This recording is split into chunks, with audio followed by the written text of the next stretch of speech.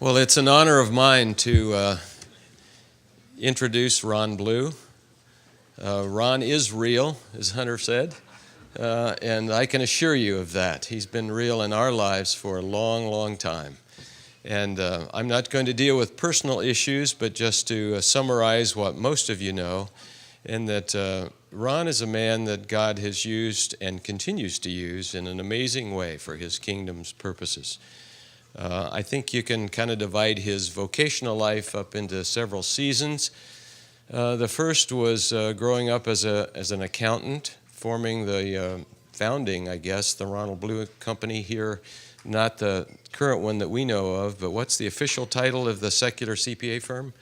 Blue and Company. And then spent some time in the mission field, and then came back. We really got to know him in his formative years of beginning the Ronald Blue and Company in Atlanta, and then with subsequent branches throughout the country. And from there, when he felt the season was complete there, moved on to founding Kingdom Advisors, which is kind of the primary format of this event.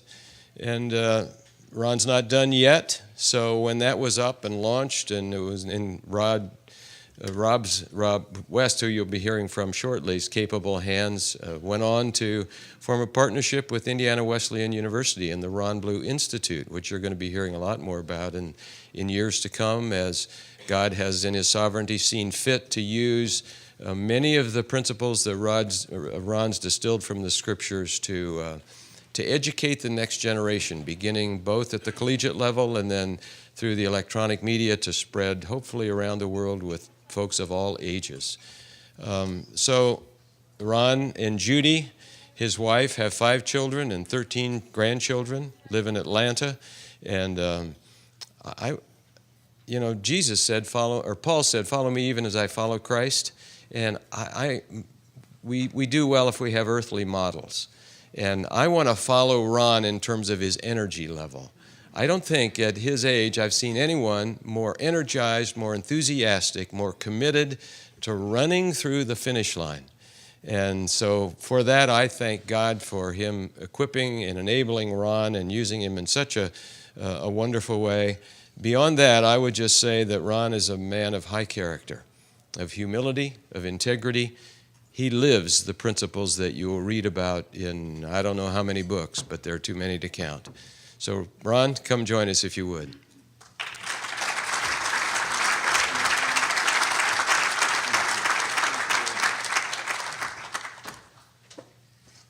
Well, I am alive. Somebody walked by my office years ago and saw the tag on there, Ron Blue, and they said, well, I thought he was dead. So, Hunter, you weren't alone. And about a year and 4 months ago, I was laying on a gurney in St. Joseph's Hospital, getting ready to go in for open heart surgery. And I remember thinking that, I'm really not afraid to die, but I really am afraid of the recovery. And John really helped me walk through that whole process, and it was a very sudden thing. I felt really good. Judy and I walk 2 miles a day, and I eat relatively well. I do indulge once in a while, but when I come back to Indiana, I have the pork tenderloin. I just can't resist it. But tenderloin and French fries for breakfast. It's time for me to go back to Atlanta and eat right. But I had in our walking went up a hill, and I noticed some shortness of breath and some chest pain. But I said, "Well, I'm 70 years old. You should have that," because it went away when I got to the top. But I said something to my wife, and she said, "You need to go see my cardiologist," which I did. And he said, "Well, that sounds symptomatic of some blockage, and the only way we know for sure is to do a heart catheterization." So I called John, and I said, "John, tell me about this." And John said that the only way you really know is to have that heart catheterization. And so I thought, well, this is a waste of time. In fact, I thought it was such a waste of time that Judy had to have surgery also on her nose. A grandchild had reached up and with his head and broke her nose. And so I scheduled the heart cath for Wednesday and her broken nose for Thursday at the same hospital, figuring that I would be home anyway in that afternoon. So they get into the cath lab, and the guy does what he does, whatever. It took him about a minute. And he said, we got a major problem. He said, we're going to have do surgery as soon as we possibly can.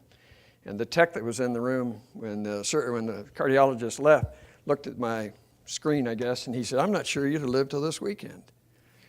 And I thought, wow, this is serious.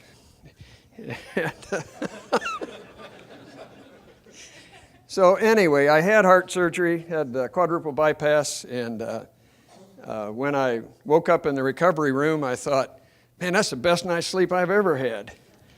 And the nurse said, do you want some more morphine? So anyway, it's been a year and some months now, and John's heard this many times, but I've never felt better.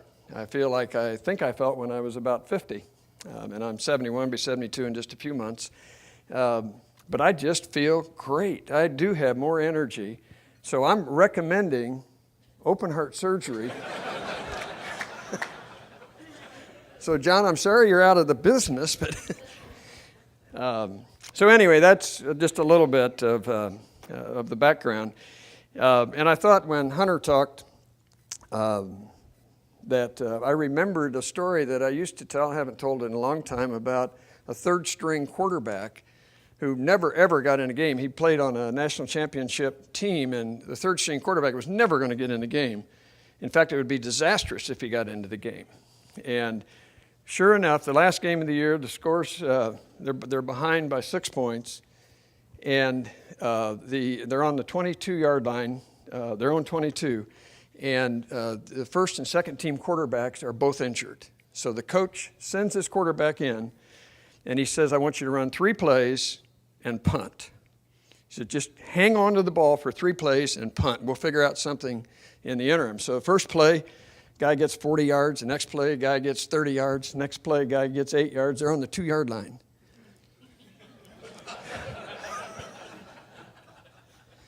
So he punts. And he goes over to the sidelines, and the coach says, what in the world were you thinking? He thought for a second. He says, well, I was thinking that I had the dumbest coach alive.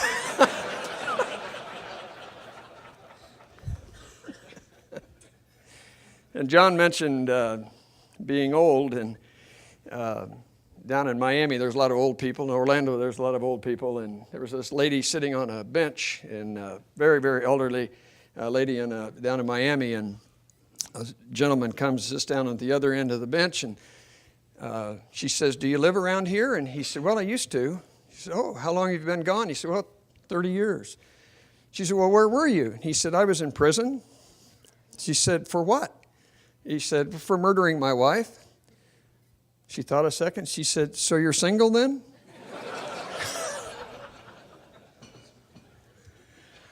I've got enough stories that I may not have to say anything of substance. One more old person story. It was in Orlando, and they were like these tables, you know, they all eat together, and they all stay at the same table and get to know one another. And one night, this elderly gentleman got an inclination to ask the lady sitting across from him if she would marry him.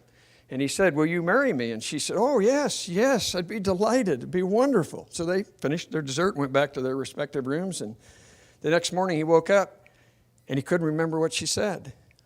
So he called her very embarrassed, and he said, you know, last night I asked you to marry me. Do you remember that? She said, oh, yeah, I remember that. He said, well, I've kind of lost a bit of my memory. Can you tell me what you said? And she said, oh, yes. I said, I'd be delighted. And thanks for calling, because I couldn't remember who asked. Okay, well, you know, as I sat here for the last couple of hours or so, I had a prepared talk, but I'm not going to give the prepared talk. And the reason I'm not going to give it is because really Jim articulated about as well as anything that I could have said relative to kind of my heart, my vision, my passion for integrating your faith into the work that you do. And he said it so well. And the panel answered so many of the questions. And so I thought I maybe would pick a few things to talk about. And I'll just pick one, for example, that was said there on the panel about competition. And it was well said in terms of what competition is. But let me expand on that a second, because I've dealt with this a lot as I've talked to financial advisors, because it's a competitive industry. And people think of each other as competitors. You can work in the same firm and be in competition with other people. But think about this. Who created the universe? God did. Can God create more clients? Absolutely. So when we think we're in competition with someone else, it in effect is blasphemous, because it says God's dealing with something limited, and He's a limitless God.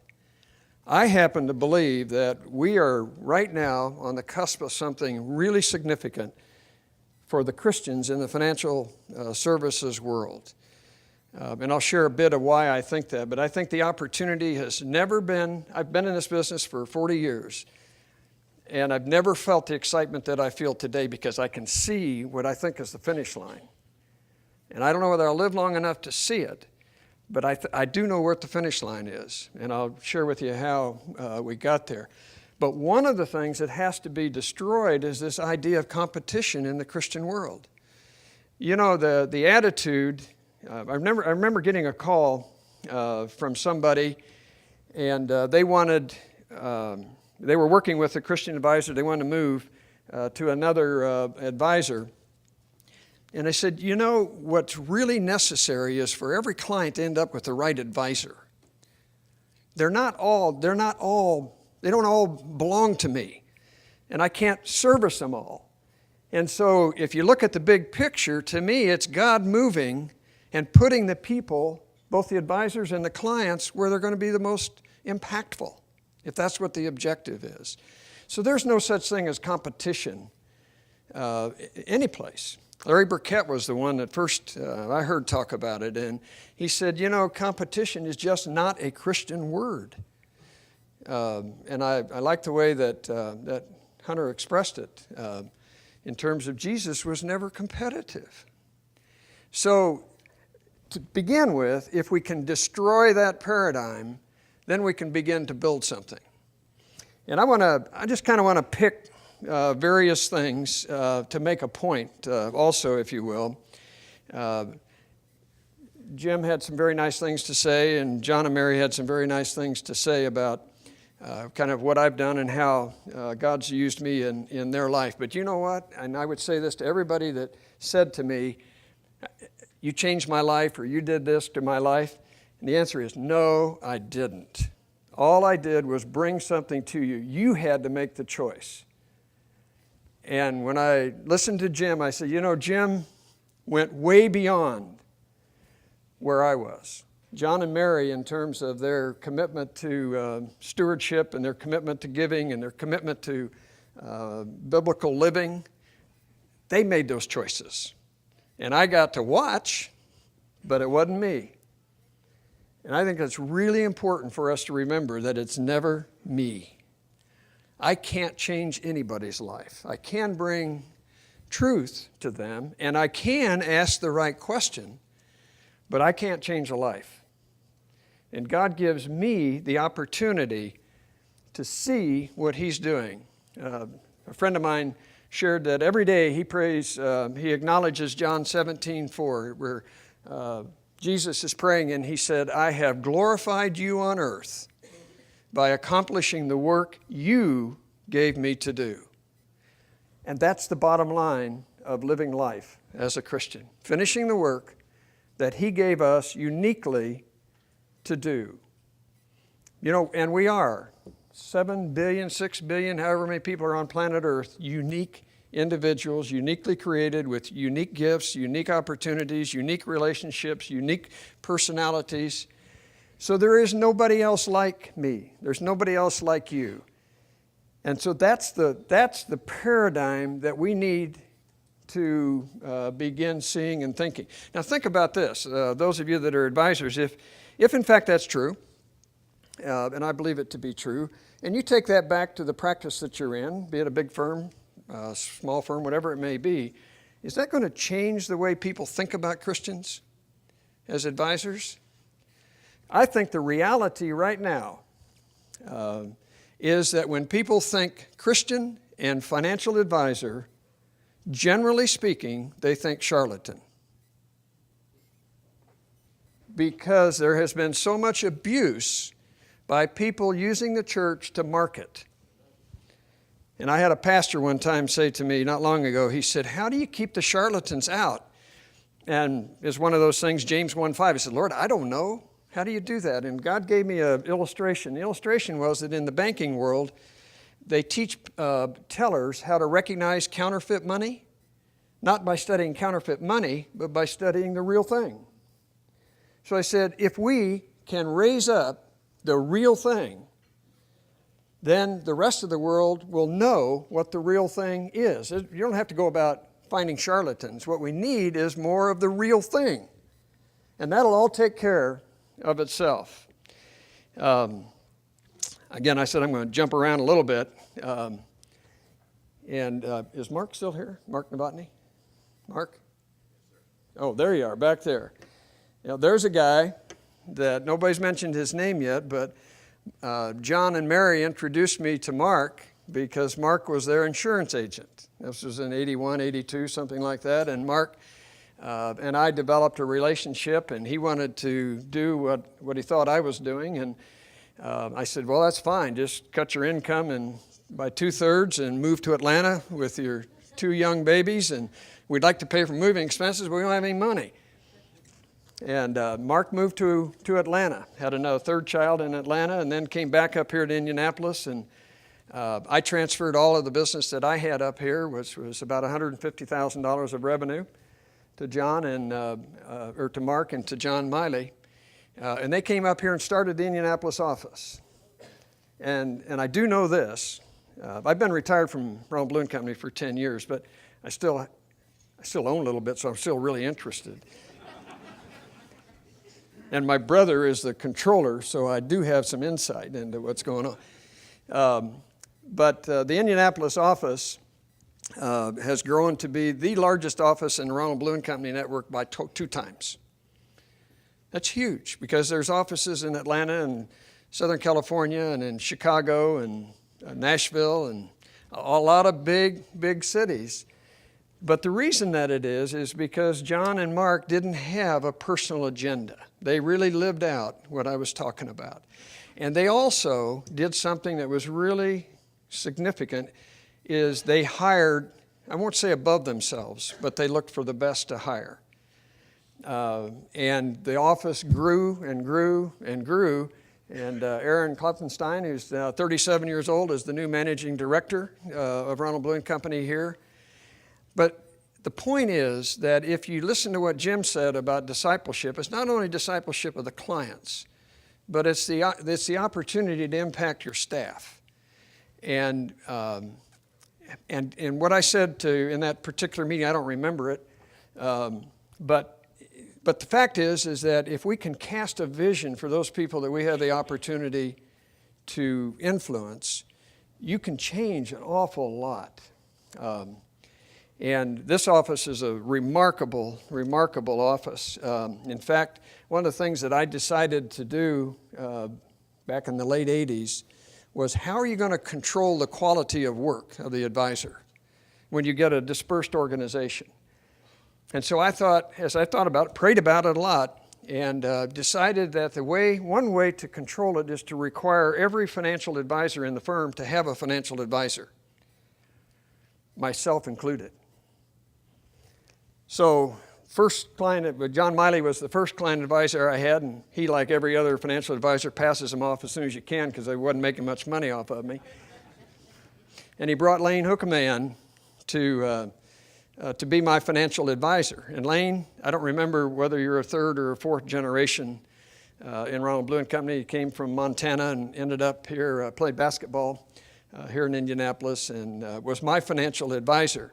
And so Judy and I would meet with our financial advisor a couple of times a year, and certainly by telephone a lot. And the reason that it was so important was that you can't hold yourself accountable.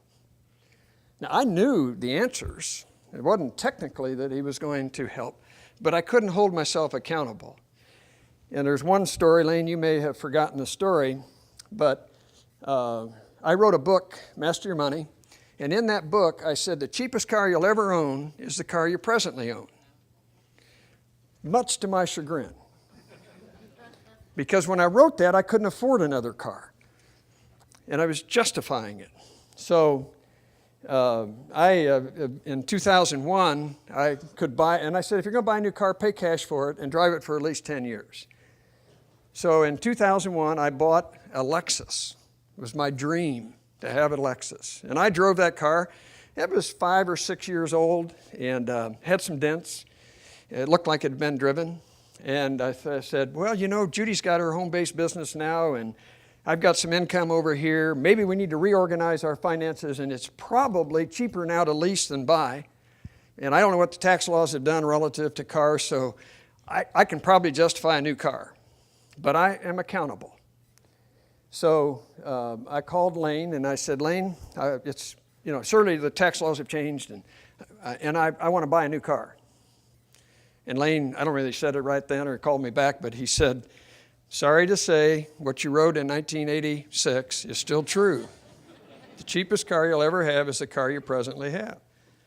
Oh, how am I going to tell Judy that I can't get? She didn't want me to buy a car, and I had convinced her that I could. Now I had to go back and confess and repent.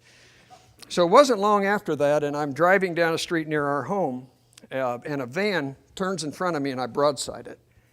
Destroyed the van, destroyed my car. Nobody was hurt, and I said, yes.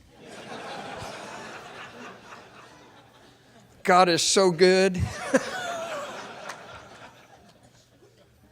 Yeah. So I called my insurance agent. It was on a Saturday. I called my insurance agent on Monday morning. I said, I'm ready for a new Lexus. Wrecked mine on Saturday. And he didn't waste any time. He said, Ron, he said, we never, ever total a Lexus. We always repair them. You're kidding me.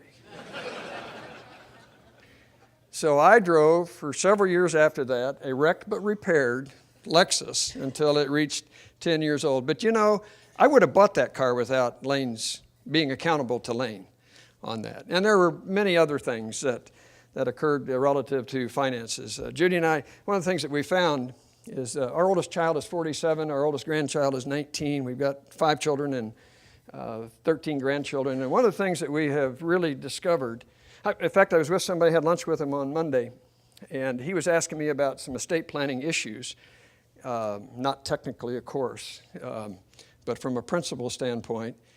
And I said to him, I said, you know, what I've discovered is you never really want to put things in concrete too early because circumstances change.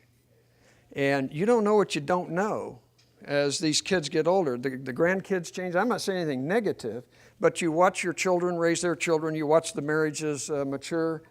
And circumstances are different today than they were 20 years ago. I had another person talk about generous giving classifies their wealthy people by if they've got a net worth of $2 million. I said, you know what? There's a big difference in $2 million worth of net worth for a 35-year-old and a 65-year-old because their needs are so different and circumstances are so different. So I'm learning a lot as I go on. I was sharing with Mary that I spoke at Indiana Wesleyan 2 or 3 weeks ago to Grandparents' Day. They have about 850 grandparents show up for Grandparents' Day, and there's 3,000 students on campus. And so I thought, what am I going to say to somebody my generation, 70, and I took my granddaughter up there with me too, who's 17, to her, how in the world can you give a message to 2 generations? She experienced nothing that I've experienced over 70 years, and I don't understand her generation. But what the Lord gave me was a thought that I think is true, and that is you can do a lot of planning, but you're never prepared. Because when you get there, circumstances have changed. And you don't know what you don't know. Just think about it. You can plan for marriage, but who's really ready to be married? You can plan for children, but who's really ready for children? You can plan for grandchildren, but who's really ready for that? Who's ready for all of the things that are going to come your way? But that's the way it is. And that's the way it is because God said, without faith, it's impossible to please Him. So He's not going to give me the plan that I can follow for the rest of my life. And as a planner, that's really frustrating. But it's true. I want to share a story with you and then share a few things out of Scripture. This is about Sherlock Holmes. And Sherlock Holmes and Dr. Watson went on a camping trip, and after a good meal and a bottle of red, they lay down for the night and went to sleep. Some hours later, Holmes woke up, nudged his faithful friend, and said, "Watson, I want you to look up at the sky and tell me what you see." Watson said, "I see millions and millions of stars." Sherlock said, and being a good detective, "And what does that tell you?" After a minute or so of pondering, Watson said, "Oh, astronomically, it tells me that there are millions of galaxies and potentially billions of planets. Astrologically, I observe that Saturn is in Leo. Horologically, I deduce that the time is approximately 3:15 in the morning. And theologically, I can see that God is all-powerful and that we are small and insignificant. Meteorologically, I suspect that we'll have a beautiful day today." "Holmes, what does it tell you?" Holmes was silent for about 30 seconds and said, "Watson, you idiot, someone has stolen our tent."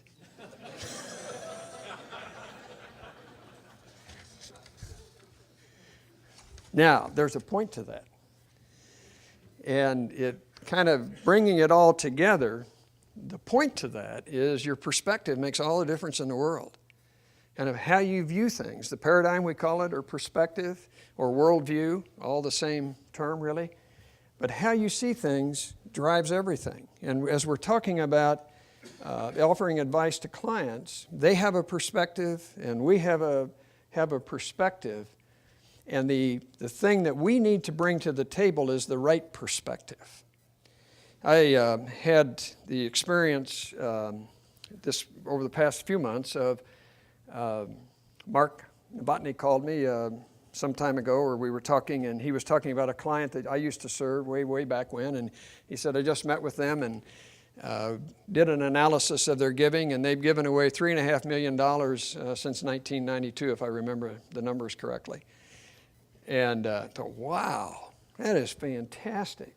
And then I had a client manager from Ron Blue & Company call me from Santa Ana and said, the widow of one of the clients that you served, he died in May, and I was with the widow, and she wanted me to call you to tell you kind of what had gone on in their life. And I remember meeting with this client. They lived in Sacramento, and he was the CEO of a grocery chain, and when I went to their house to meet them for the first time, they lived in a mobile home. I had met them at a professional athletes conference where they were supporters of PAO, and when I met with them, they were really humble people, had a great spiritual heart, and I said, I don't remember the conversation, but she said that I told them that they could give $1 million away. They must have talked to Ralph Walls, I guess. So I told a lot of people you can give away $1 million because you could. And she said, not only did we give away $1 million, but we gave away multi-millions. And I thought, wow, isn't that neat? And then the last one I had was the first client I had, who was a seminary professor, died. And he was the first client I had, still a client. His widow is a client of the firm. And I remember meeting with them and delivering a financial plan, and I just saw the load come off of their shoulders because they said, "You mean we're going to be okay?" And I said, "Yeah, you're going to be just fine. You're doing really well."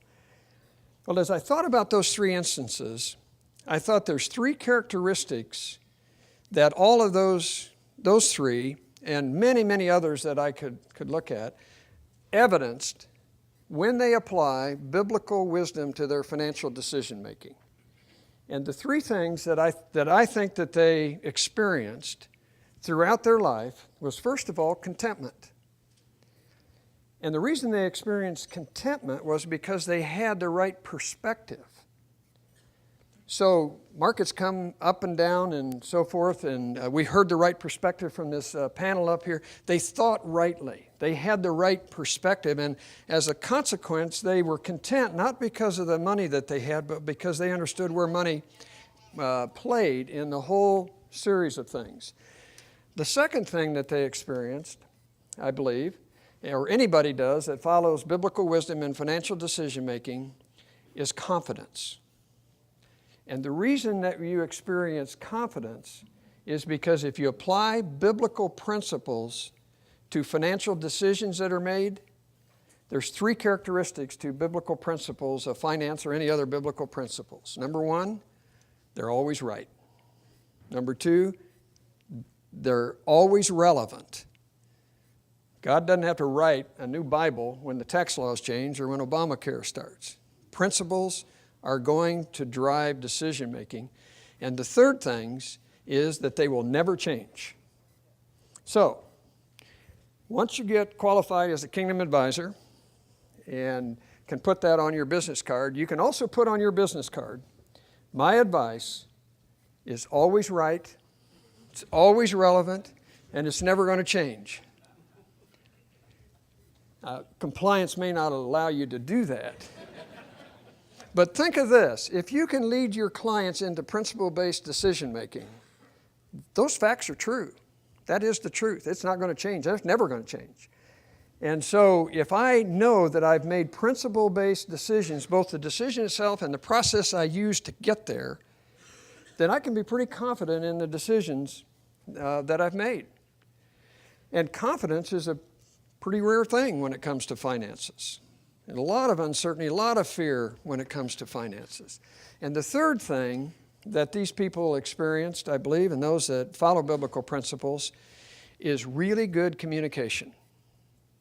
And the reason that they have really good communication is because the advisors have conceptualized the advice that they're giving so that it fits into some type of transferable model. What we developed at Ronald Blue & Company, and now we're using Kingdom Advisors, is the 5 buckets. There are only 5 things you can do with money. You can give it away, you can pay taxes, you can spend it, you can pay off debt, or you can spend the rest of it on your lifestyle expenses. And the Bible speaks to all 5. Well, you put that out there. I've had many advisors say to me, I take the 5 uses of money into every meeting that I have because it organizes the conversation. So if I can help my clients have the right perspective, help them follow biblical principles in making decisions, and give them the tools to be able to communicate, they can communicate with one another and intergenerationally, which is a huge deal. I believe that there's some things that God has done that give us an opportunity right now that is unbelievable. You remember the 12 spies? And let me just read the one verse at the end of this.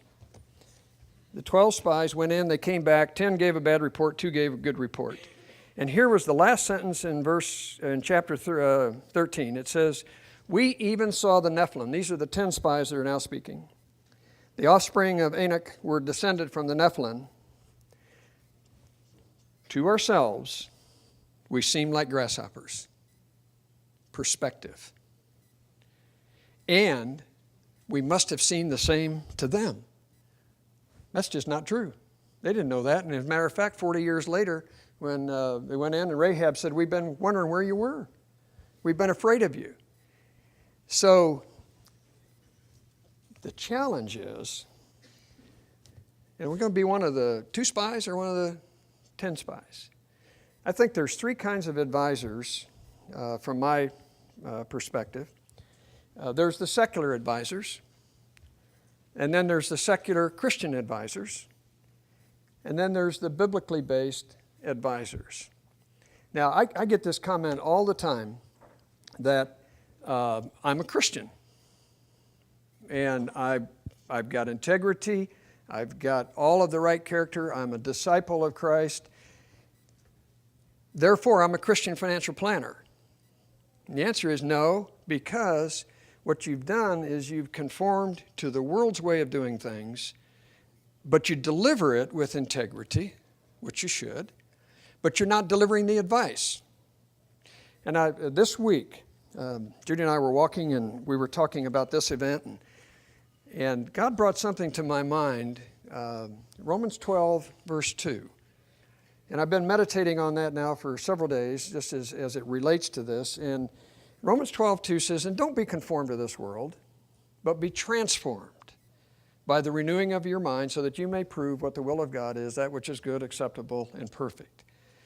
Now, I've never thought of that verse this way. I've always thought of it very personal, and it is very personal. Don't be conformed to the world, but be transformed by the renewing of your mind.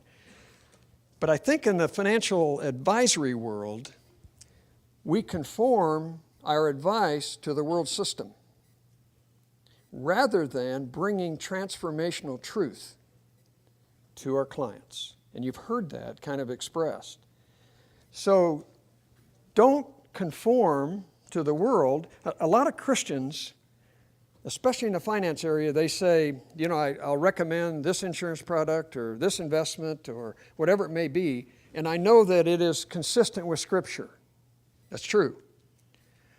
But I'm talking about something different. I'm talking about saying, what's God's Word say? Now then, how does that impact my advice? So instead of coming in this way, it's coming this way. And that's happening. People are changing their lives. Jim gave a great testimony, and John and Mary testimony, but I was with a Merrill Lynch advisor yesterday. We were up in Indiana Wesleyan, and he went through our core training several years ago, and he called me. I did not know him. And he said, I'm 50 years old. I've been in this business 30 years. And he said, where were you 30 years ago? And I said, well, I had to make a few mistakes before I had anything to say. And he was captured by all this that I found out yesterday as he was telling somebody else the story that he totally changed his practice. He was one of the private wealth managers for Merrill Lynch, one of the 200 private wealth managers. He managed $3 billion. And when he got it, in terms of what I just said, taking the biblical truth and interpreting that in the advice, he totally changed his practice. He now only manages $500 million, $500 million. But last week he helped a client give away $5 million. So what kind of impact is he having? And that was nothing that I did or Kingdom Advisors did. Once again, that was the Spirit of God working in that person, and it changed the way he thought about money. And what we need to do is change the way people think about money, how they act with money, and how they communicate about money. I want to clarify something. I am not talking about stewardship. Stewardship is my whole life. I'm talking about managing money. And so as close as it comes to stewardship, it's financial stewardship. But it is not stewardship in its totality. I am not, never have been, a stewardship counselor. That's a life counselor. That's something much bigger than money. Money is just a tool that can be used. 2 years ago at Kingdom Advisors, Rob West and I were asked to come to Minneapolis to meet with the senior leadership of Ameriprise. And I'm sure you know Ameriprise, 12,000 advisors. They bill themselves as the largest financial planning firm in the country. Whether that's true or not, I don't know. But the reason that we were asked to come up there was that they had a subgroup within Ameriprise of, I think, about 700 advisors who were in what they called a Christian focus group. And interestingly enough, in preparation for the meeting that Rob and I had, they ran the numbers of those 700 against their full database, and they found that those 700 were their top performers. But these weren't people delivering biblical advice. These were people with the right character and so forth. So the question that Rob and I were asked was, is there an evangelical market? And if so, are there any planning differentiators for the evangelical market? And the reason we asked that question is because we market now, specially market to entrepreneurs who have differing planning needs, women who have different planning needs, and gays and lesbians who have different planning needs. Is there a Christian market out there with different planning needs? We wrote a white paper, came back. Rob and I were again up there this past August, and they're in the process now of developing marketing materials for the evangelical market that their advisors can use. But their advisors have to be certified or qualified by Kingdom Advisors. So we've got the certification piece. And they then will provide the marketing content and materials for them because they've recognized the evangelical market is big and it's unique.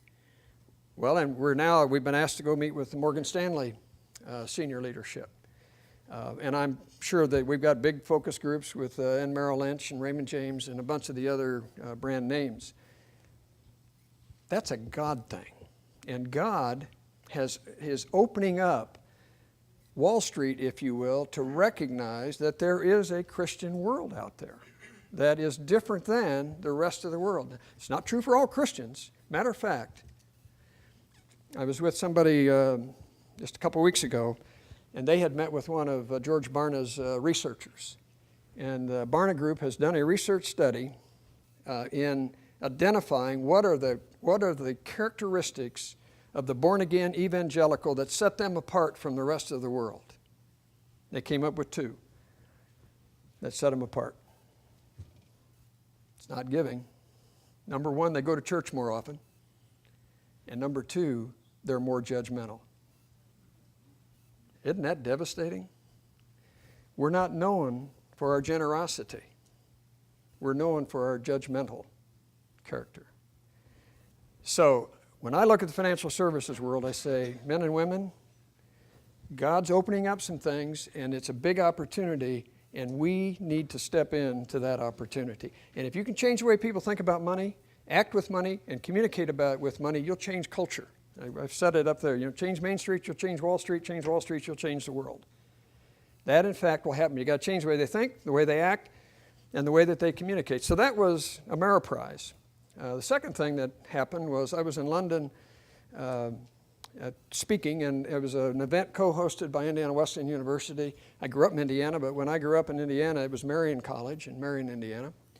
And I didn't know anything about Indiana Wesleyan University, but I met the provost over there. They invited me to campus. I went up there, and I found out some things about it. It's the largest Christian university in the country by 3 times, excluding Liberty College, Liberty University.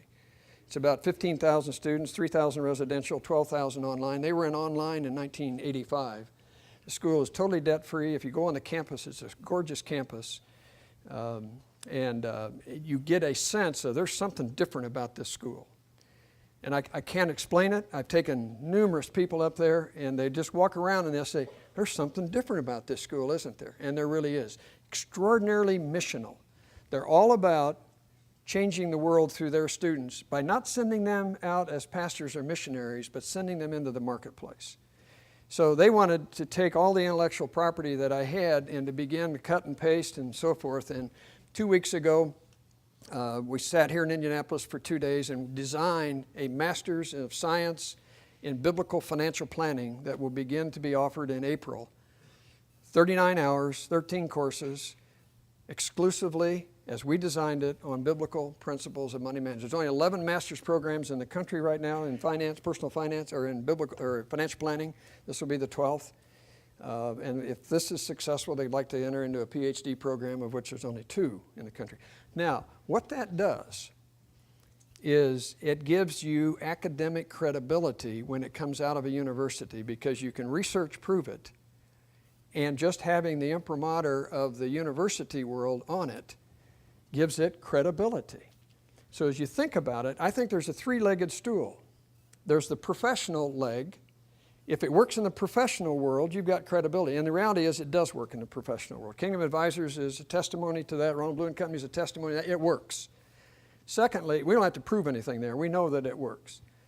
Secondly, if you have academic credibility, you've got a second leg to the stool, which is really strong. People accept that academic brand on things.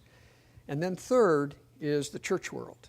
And Gateway Church in Dallas, 25,000 members, called us, I guess, last summer, and said, we're going to begin referring our people in the church to Kingdom Advisors if you will certify the Kingdom Advisors.